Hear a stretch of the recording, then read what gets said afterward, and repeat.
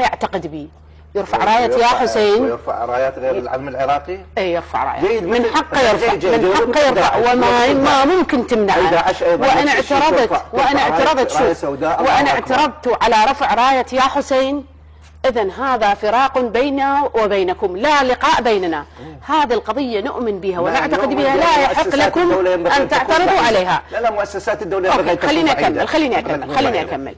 انت تقول اليوم هذا الدعايه الانتخابيه، المالكي هجومه على داعش بالانبار دعايه انتخابيه.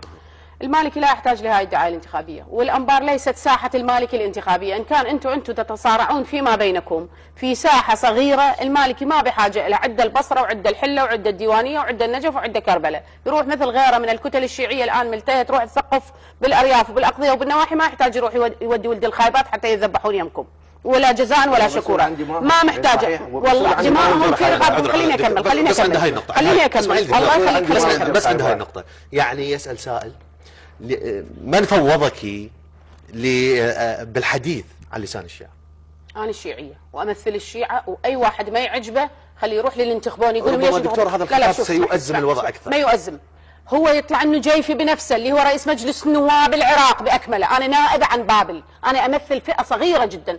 النجيفي لا يمثل السنه، يطلع يقول السنه انتهكت حقوقهم والسنه كذا والسنه كذا، وعيب على رئيس مجلس نواب يتحدث باسم طائفه لانه يمثل كل العراق.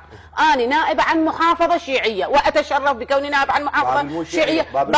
ما لك علاقه، انت مو انت ابن بابل، مو انت ابن بابل. انا بالله بعد وين هو؟